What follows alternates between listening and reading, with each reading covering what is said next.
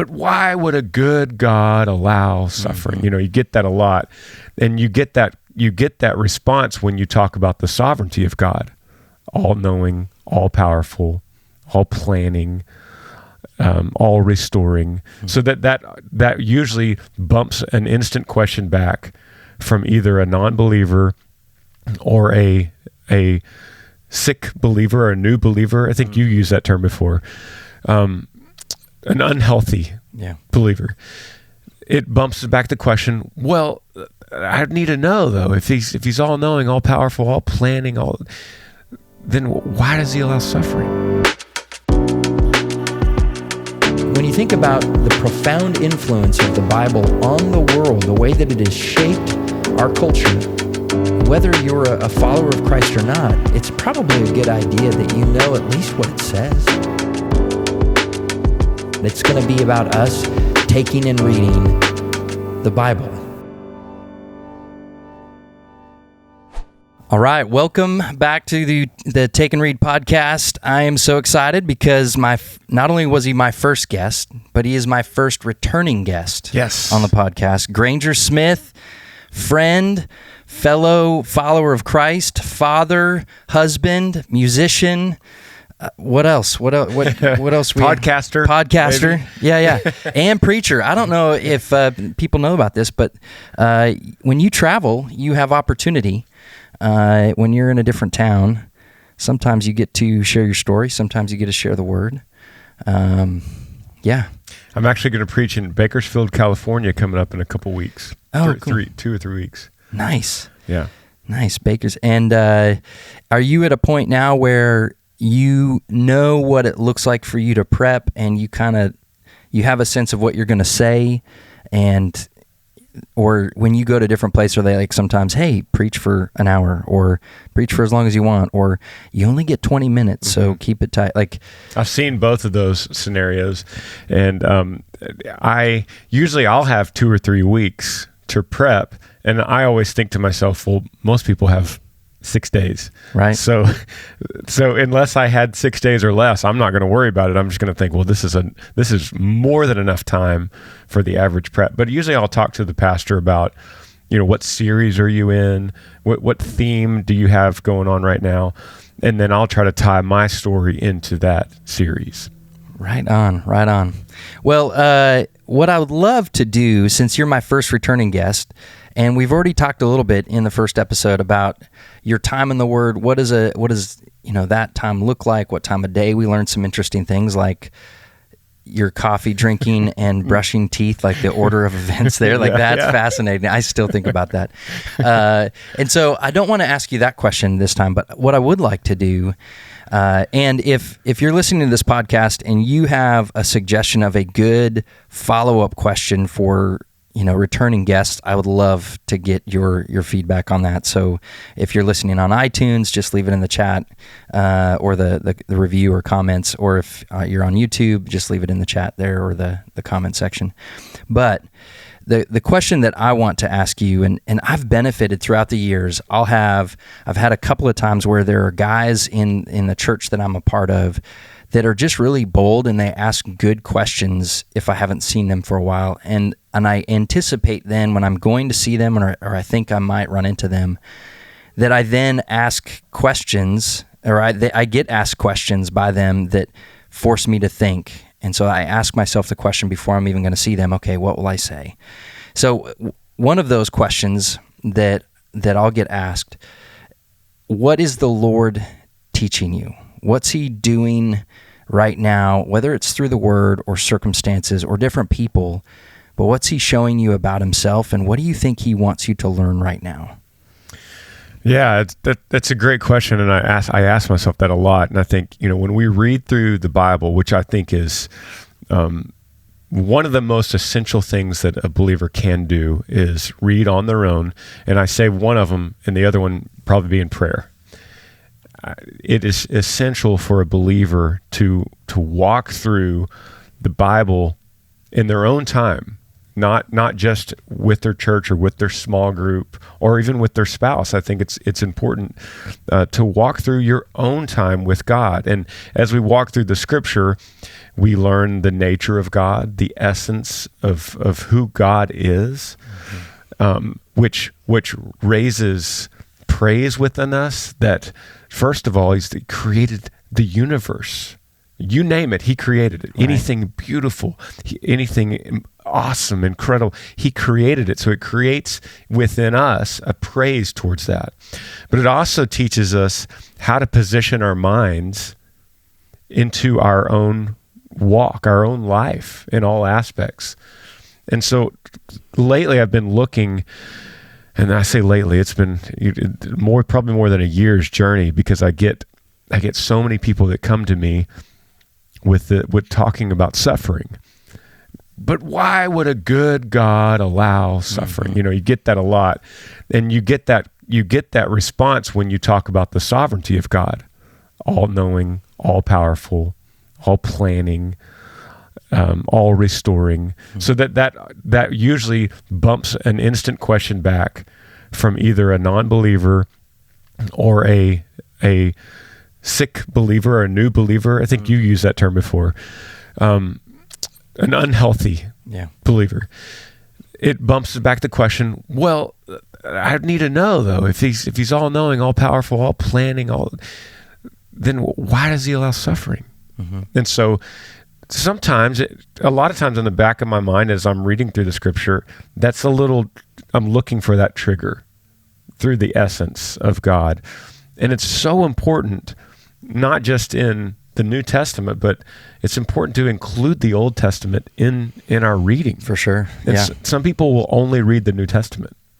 Some people go, Old Testament. I mean, it was restored, right? I think the law is now restored through Christ, so we don't need the old law. Yeah. And that's just not the case, because the Old Testament will show us a big part of the essence, the nature of God, especially through suffering. And he will walk you through, and really the Old Testament in its whole is walking you long distances through suffering, so that when things are restored, it matters that much more. Yeah. Because you've seen unbelievable journeys with these old men and women, and then a restoration happens after a long journey of suffering. And so it's just, what I'm trying to say is it's important to get the whole scope of the Bible when trying to answer any tough question about suffering or humility or love. All of those are answered through the whole of the Scripture. That's why we have the whole of the Scripture. Amen. And their journeys through suffering are like generations long. Like you and I will go, okay, we go through a rough patch and we're like, well, that was a rough 2 weeks. Right. Or, man, this last month has been really tough. But they're journeying for generations. We were just talking about, right before we jumped on here, about the exile and the Israelites, and when they're exiled to Babylon, and how God spoke through the prophet Jeremiah to let them know that it was going to be a longer duration than maybe they were hoping for. And at that time in exile and to a certain degree oppression was not going to be just a couple of years. It was going to most likely result in the folks that were adults when they arrived were not going to leave exile alive. They were going to die before they were, freed from exile. It's so important to see that so many times God doesn't restore in the lifetime of the person, because He doesn't see us in our lifetime only. He sees us as eternal beings. Mm-hmm. So, for instance, what I'm trying to say is in Lamentations, I was reading through that this morning, and you go through Lamentations 1 and 2, and it's just about suffering. Mm-hmm. It's about pain. And then you start 3, and it starts the same way. I am the man who has seen affliction. Under the rod of his wrath, he has driven me and brought me into darkness without any light. Surely against me he turns his hand. He's talking about God. Again and again, the whole day long, he has made my flesh and my skin waste away. He has broken my bones. Once again, talking about God. Mm-hmm. He has besieged me, enveloped me with bitterness and tribulation. He has made me dwell in darkness like the dead of long ago. He has walled me about so that I cannot escape. He has made my chains heavy. Though I call and cry for help, he shuts out my prayer. These are things you don't see on coffee mugs. They're not cotton candy butterfly Christianity. And so you position yourself in trying to understand the essence of God, and you go, wait a minute. Yeah. That's not what the wooden sign says at the cafe down the street. That's not the God of all love that everyone talks about. He has blocked my ways with blocks of stones. He has made my paths crooked. He is a bear lying in wait for me, a lion in hiding. He turned aside my steps and tore me to pieces. On and on and on. And I think part of this, it makes you question that, like, who is this God? But you got to keep reading, because it builds up so much. It overly builds this up. I know this isn't what this is awesome. Reading I today. feel like this might be sermon prep for Bakersfield. So then you keep on going. So now we're at verse 16. He has made my teeth grind on gravel. He has made me cower in ashes. My soul is bereft of peace. I have forgotten what happiness is. And so I stopped there this morning. I was like, I've forgotten what happiness is. I've heard so many people echo that kind of feeling. So then you go, well, I got to keep going. Where's this poor guy going with this? So I say, my endurance has perished. So has my hope from the Lord. Wow. Jeremiah, wow. This is crazy. This is not what I thought Christianity was.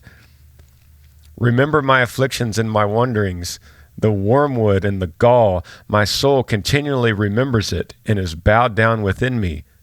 But this I call to mind, and therefore I have hope. So right there, I'm like, and I just got goosebumps right there.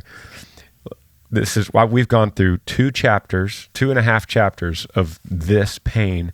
And he says, but this I call to mind, and therefore I have hope. And you go, what? What is he going to call to mind? And it says colon.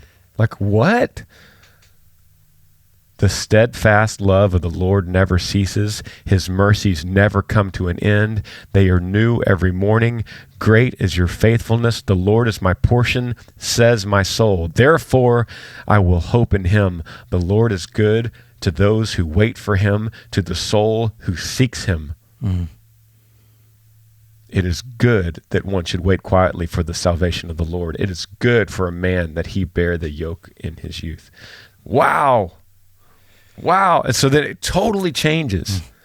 And you could see that now there's a change in Jeremiah's mind, where he builds all this pain, and then he tells us the position of his mind. But this I call to mind.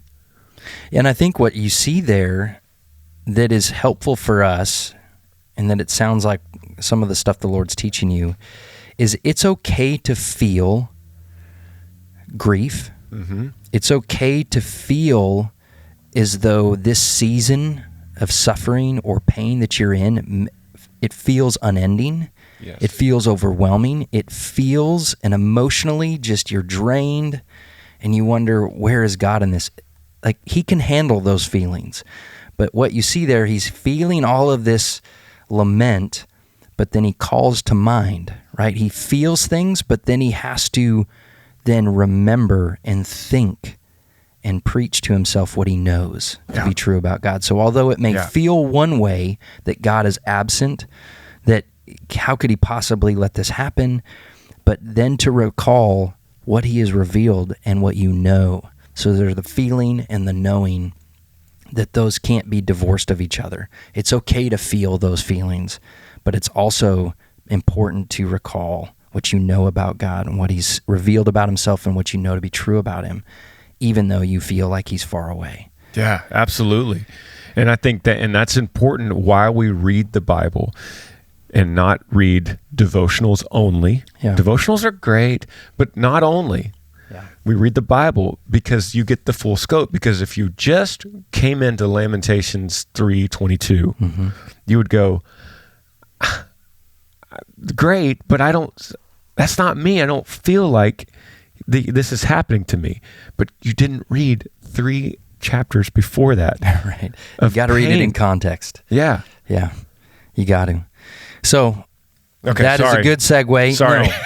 No, I think that was good. And I would love if people, as they listen to this, they can relate to some of this stuff that you mentioned, because I mean, I also encounter a lot of people that are wrestling with that very thing. What do I do with this idea that God is good and for me, and yet I feel and experience incredible pain and suffering? Maybe it's because of illness, maybe because of a loved one and what they're going through, especially with all of the stuff that's happening in our world today, all of the ways in which humanity is going every which way except for God's way. And it's going to result in a lot of pain. And so if you can relate to that or anything that Granger's just brought up, please leave that in the comments or let us know. You can email me at takeandreadpodcast@gmail.com.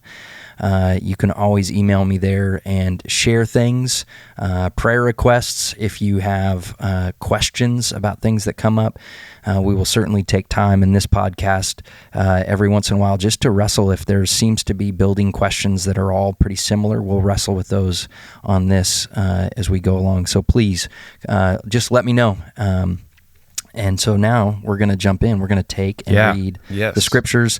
We are still in the Gospel of Mark, so you are with us. And although this is episode 5, we haven't even gotten out of chapter 1 of Mark. So we're going to keep going. Some things to recall as we look at the Gospel of Mark. If this is your first time tuning in, we're looking at the Gospel of Mark, and we're just taking that verse by verse, and we're reading it, and we're wrestling with a couple of things. We're going to wrestle with, what does it say? So are there words, ideas, phrases that we look at and we go, okay, we need to really understand what is that? What's that actually being said here? Then we're going to wrestle with the overall meaning, because what we know about this gospel is that it's the earliest account of the ministry and life of Jesus that we have that was recorded. And we know that Mark was a companion of both Peter and Paul, but this is most likely the collection of Peter's teaching. And in that, he is giving us a very particular portrayal of who Christ is. He starts out in the very first verse. He gives us his opinion that this is the gospel of Jesus Christ. So he's telling us he believes Jesus to be the Christ or the Messiah, the chosen one that was prophesied for years and that God foreshadowed would come. And now the rest of the gospel is him explaining that and supporting that this is why Jesus is the one that was promised. So we find ourselves today in chapter 1, verses 16 through 20. So I'm reading out of the ESV. Are you also in Yes, ESV? I am okay. also. And I mentioned this on the last episode I was on with you, that I'm reading off an iPad just to show a little bit of a contrast to reading out of a book like you. I enjoy the same, but I just for the sake of the podcast, I wanted to show that you can read digitally. Yeah, it is absolutely accessible. You can get the Bible for free. There are multiple apps out there that you can download this, so you don't have to run out and purchase a Bible. It is the most available book. It's the most read book in the history of humanity, #1 bestseller of all time, and it's more accessible than it's ever been in its history and in our history, and yet it oftentimes is the least read and the least understood. And so that's one of the things we're trying to do. So yeah, the most owned but the least read. Yeah, that's interesting. Yeah. Alrighty, so we are in the Gospel of Mark, chapter 1, verses 16 through 20. Passing alongside the Sea of Galilee, he saw Simon and Andrew, that he there is Jesus, the brother of Simon, casting a net into the sea, for they were fishermen. And Jesus said to them, "Follow me, and I will make you become fishers of men." And immediately they left their nets and followed him. And going on a little farther, he saw James, the son of Zebedee, and John his brother, who were in their boats mending the nets. And immediately he called them, and they left their father Zebedee in the boat with the hired servants and followed him. All right, so right away, let's kind of set the scene up. We've got a couple of guys here. Mm-hmm. It's Simon and Andrew, or Simon Peter, which we understand that to be, also known as just Peter. So we got Simon and Andrew, two brothers. They're fishermen, so that's their trade. That's their livelihood, and they're out there fishing, casting a net into the sea. And then we also have another set of family. So we've got Zebedee and his two sons, James and John, and some hired servants that are there also working in their boat. So we're on the seaside here, the Sea of Galilee. What else do you see here, Granger, that, man, we just need to understand what's being said, what the scene is? Well, setting the scene, what the word that always jumps out to me in this block of passage is the word immediately. And it happens twice.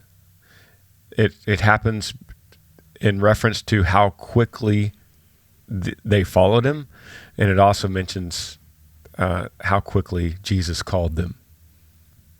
Well, that's interesting. It happens twice, and there was no hesitation for them to follow, and there was no hesitation for Jesus to call them. And that always stands out to me, that there is no... Well, tell us a little bit more about yourself. And there might be more between the lines here that we don't know. Right. According to Mark, this is what we know. There might have been more dialogue, but that's not what was important for Mark to write. Right. Again, he could have written all kinds of details, but he gives us very particular. And so I think that's a keen observation, that he wants us to know the immediacy of a couple of things. Yeah. So if there was a conversation, it wasn't much of one. If it was, well, tell us more about yourself. So we know that Andrew knew of the Messiah before Simon did. Mm-hmm. So maybe there was a, hey, this is what I'm talking about. This is the guy. This is the guy. Yeah. And yet we're not sure. No. We don't know that, but we do know the immediacy. And how does that contrast possibly with what else is here? And so maybe we'll just kind of blend this into the what does this mean section. But I would imagine that here are some guys. So you have two families represented here. You got Simon Peter and Andrew, two brothers. Then you've got James, John, and their dad Zebedee. And this is the family business. Mm-hmm. This has been handed down. This is what they've known. In fact, this occupation is probably shaped their universe, right? Their world has been shaped by this livelihood because this is how we live. This is how we make money. So the things that we do, sun up to sundown, are defined by this occupation. And it has obviously for generations, because they're passing down the trade that they received from their forefathers. And so that and being Jewish would be two things that shape their life: the customs and the traditions of Judaism, as well as the customs and traditions of being a fisherman in a fisherman community. And here comes this guy walking along the Sea of Galilee, seeing them on the shore, mending their nets. So they've just finished working. They're at the end of the workday, probably, worked through the night or probably finished out the day, who knows when, but they're on the side of on the shore, so they're not fishing, and they're finishing up, mending nets, so fixing things, getting things taken care of. And this guy walks up that's not a fisherman, not from their community, and is asking them to just leave. He's like, because the implication is, follow me. It's not like, I'm going to hang out with you in your boat. I'm actually leaving this area and we're going to go. So he's not only saying follow me, but he's saying leave. And I just can't help but think that would be challenging, because right now at this point, if you're a Jewish guy that is fishing with your dad, or you've taken on the family business, what that means for you is that you're not going to, that's your career for the rest of your life. That's what your family's going to depend on you for. And as a man, like, I am always aware of the burden, rightly so, that I have to provide for my family, to take care of my own. And so to have some job security in that, that's a big thing for me. Yeah, and they just left their nets.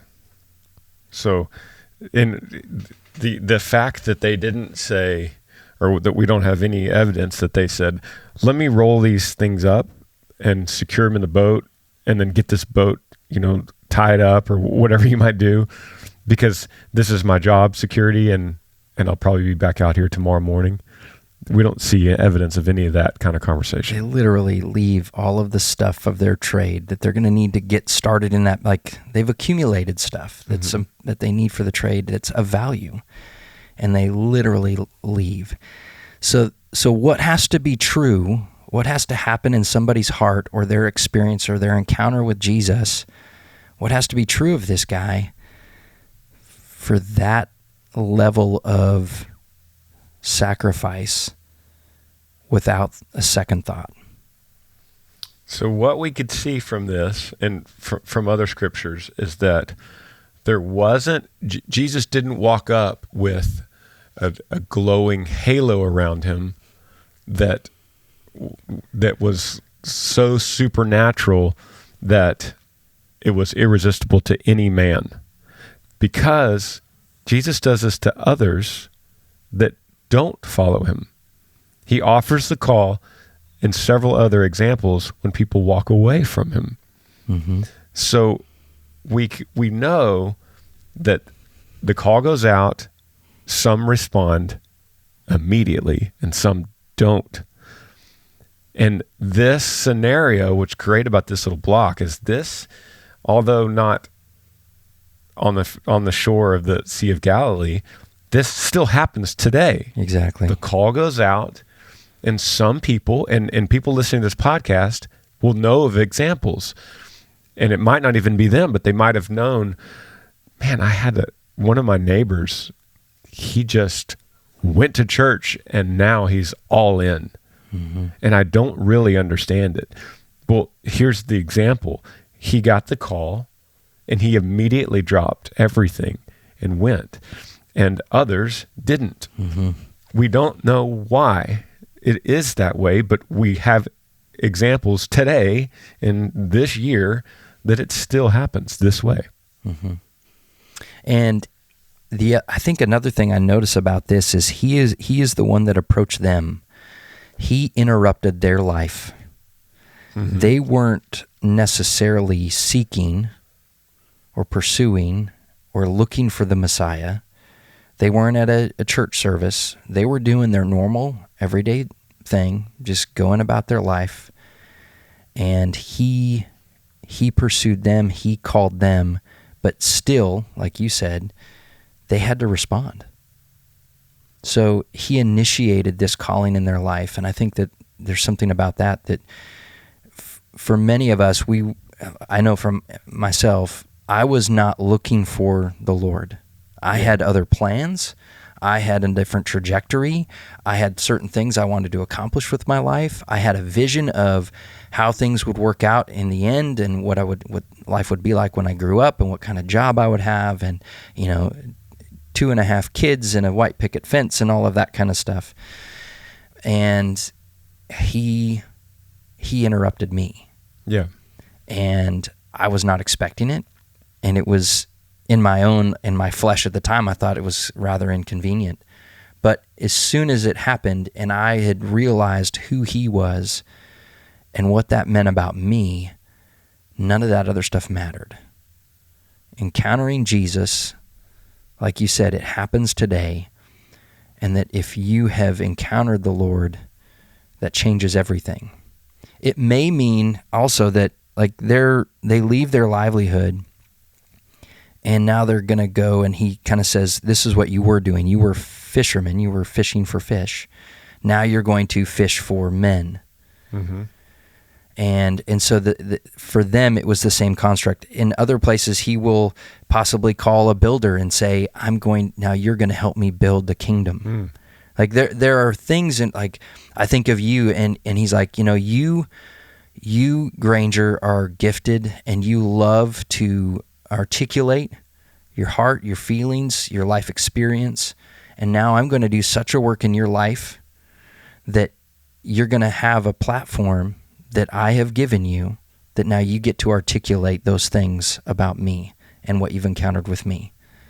And so it's interesting when he does encounter us, it's not as though he throws away everything, but you realize, wow, he's been preparing me for a particular way he wants me to participate in the kingdom, the spreading of this good news, and tell people about him. Yeah, it's the Karate Kid idea, the wax on, wax off. Yeah. It's like, show me on the floor. Everything I've taught you has led you to a new purpose. It's really funny. And we know that Peter was married. Yeah. Probably Andrew. Probably. Yeah. I'm sure he was.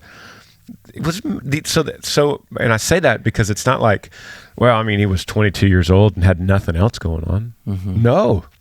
Yeah. No, he had a life, married. He had a family. So it's important to know that these guys had a lot to lose, earthly speaking. Yeah. Yeah. And it was not they weren't like, they had nothing else going and they're like, yeah, sure, this sounds like a fun adventure. Yeah. No, there were people depending on them. There was investment, years and years of investment made to get them to a place where they could have a fishing business. And they were willing to leave all of that to follow him. And so that definitely says something about who this Christ is, who this Jesus is. And so I think as I read this, what are some takeaways? How do you and I, as followers of the Lord, those who have had that Sea of Galilee, seaside experience, mm-hmm. where we have encountered him and we have, to a certain extent, left our nets, mm-hmm. we've left our boats, and we've said, okay, we're in. What is the takeaway now? I mean, certainly if somebody's listening to this podcast or they encounter this passage and they go, I think I am encountering him now, then what that means for you is immediate response. Don't hesitate. Go all in. Leave your nets in your boat. Whatever that means in your context, it means you're giving everything and ordering your days minute by minute, hour by hour, following him. That he now gets to dictate what your life, where it's going and what it's going to be doing. It may mean that you don't leave your job and that he's put you specifically in the position that you're in so that you can be a witness for him and people will recognize the change. That happens a lot throughout the gospel, where he heals somebody or they encounter him and they return right back to the context they were in and they begin to tell of what this Jesus did. And it's powerful because the people around them can recognize the change that's occurred, that you were this way and now you've met this Jesus and now you're totally different and transformed. Who is this guy? Yeah. But it also may mean a change. But what does that mean for you and I who have encountered him and are following? I think, first of all, and you said it, the nets is an interesting idea here, because both of these two groups of men had nets is mentioned in their story. And we all have our nets on earth. We all have nets, and our nets always are so important to us. But this passage is telling us your nets don't matter. They're not as important as you think they are.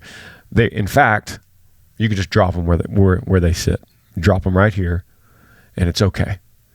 And we have so many nets in our life, probably more today than these men had back then.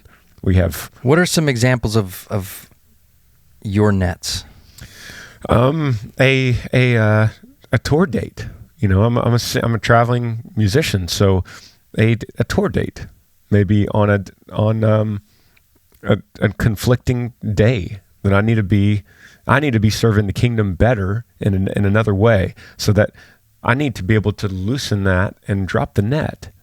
Well, and I think when we've gotten together and getting to kind of be your friend and watch you live out this faith. There have been times where a net or a certain show, you have to make a choice. Mm-hmm. Am I going to follow through with this show, or are there conditions here that to honor Christ means I don't do this show? Or, you know what I mean? Yeah, absolutely. The nets it's their paycheck. This is the scenario with Simon and Andrew. They're casting into the sea, and it's an interesting thought to think that maybe the net was still in the water. Yeah. So it's not just the other brothers are mending, but the first two brothers are casting. So it could have been full of fish. It had money in it. It had the paycheck. It had dinner for the family, and it's Jesus is insinuating that your nets are not as big a deal as you think they are. And we see other examples in the Gospels where the nets were a bigger deal to that person, and they couldn't let them be, and they couldn't follow Jesus. Yeah, and I'm breaking my own rule here because I'm like, You're we're just going to, we're supposed to confine ourselves just to Mark, but maybe this will encourage others to go. This account happens and is talked about in other Gospels, and so particularly in Luke, we have a few more details about this initial encounter. And it may shed some light in this idea that sometimes we're unwilling or there's fear about leaving the net because we're not sure what that means, because there's still that felt need that means like I have to trust him for my livelihood too. The whole sermon could be built around the nets, can it? It can. Yeah. And the interesting thing in the other account in Luke, when Jesus comes upon Simon, Peter, and Andrew, they had been fishing all night. And he tells them, why don't you throw your net in on the other side of the boat real quick? They're like, no, we've done this all night. He goes, just trust me. So they listen to this guy who's not a fisherman tell them to do something that is contrary to all their training and experience. So they throw their net in on the other side of the boat, and what happens? Their nets are filled to overflowing, and they have trouble pulling in the catch. And so I think there's something there too, that in the leaving to follow him, he'll take care of your nets. I will give you more than you could ever imagine. More than you can handle. Yeah. Your nets will, and so I think there's something about that there is it's a sacrifice, but it's a sacrifice of control, and that you're no longer following Jesus means you don't trust yourself anymore. You don't have to. You don't have to trust in yourself to provide for yourself.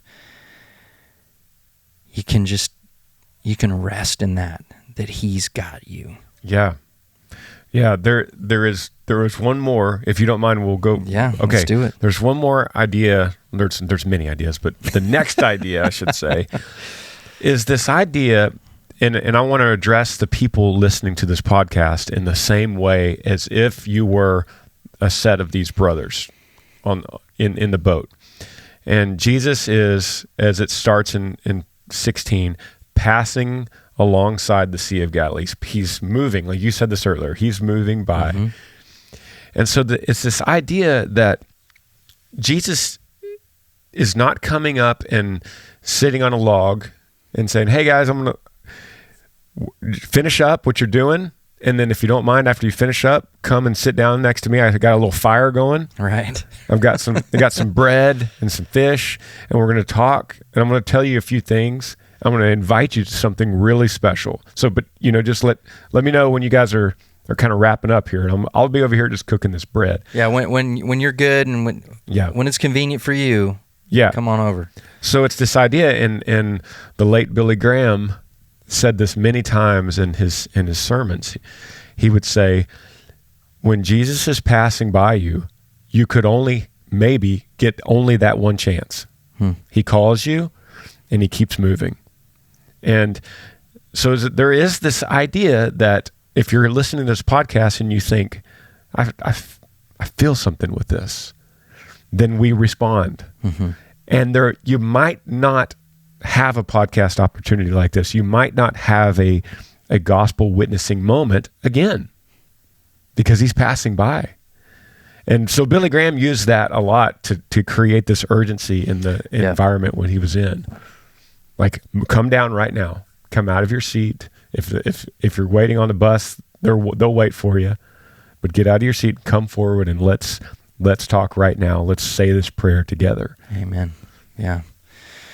Yeah, I think that's a good place to stop for now. That what we have is an episode in the scriptures where Mark is articulating the calling of the first disciples and the immediate response that they took advantage of a very important moment that could have passed, but it did not. He called them, they responded, and that it was a sense of urgency. They left their nets, their livelihood, and yet in doing so, it's not like their lives were full of cotton candy and butterflies like we started out talking about today, but they were signing up for a journey that we're going to continue to observe and see as we read through the scriptures. But it was a difficult road, a narrow path, but infinitely worth it. Like, there's no other way to have gone. And for those of us that are walking with the Lord, we can identify with it is not an easy path. It doesn't mean that your life is going to get better. In fact, it may mean that you start to experience challenges like you've never faced before. Yeah. But there is a certain peace that it resides with you as you go through those challenges, and you realize he's with you, and he's navigated those to a greater degree than you ever have, and he's faced greater challenges, and he's been tempted in ways that you never have, and yet he's with you, and it's totally worth it. 100%. Yeah. So, thank you for being my second guest. You're right. On the podcast. Granger, I absolutely love having you on this podcast. I love getting to be in friendship with you and to just link arms and follow the Lord together. I think it's a pretty sweet thing. Man, I love the format of this podcast. I think you sound great on it. I listened to our episode. I think your voice sounds great. And I hope it just inspires people to read the Bible. That's what this is. Take and read. And this is to make sure that you're not just cherry picking verses or stories. You're not just saying, I know about Noah and I know about David and Goliath, but you're actually digging into the in-between, because this story, like what we just read, this is like straight out of the Avengers or Ocean's 11. It's like he's getting his team, and then I'm looking down right after where we read into verse 21, and they start. It's on. And it just goes on. Yes. I mean, and if you get into it with that kind of mindset, you won't be able to put this down, because you're going to think, where are these guys going next? Yeah, it's an adventure. Well, thank you again. Thanks for joining us on the podcast today. If you have questions, email me, takeandreadpodcast@gmail.com. And please like it, subscribe, follow, comment, review, so that it's not just my mom and my wife that are following this podcast. I'd love to have this be available and just help more people find it, because I think people are going to benefit when they take and read the Bible. Have a great day, and let's continue this adventure next time. Sounds good, brother. Thank you. All right, bye.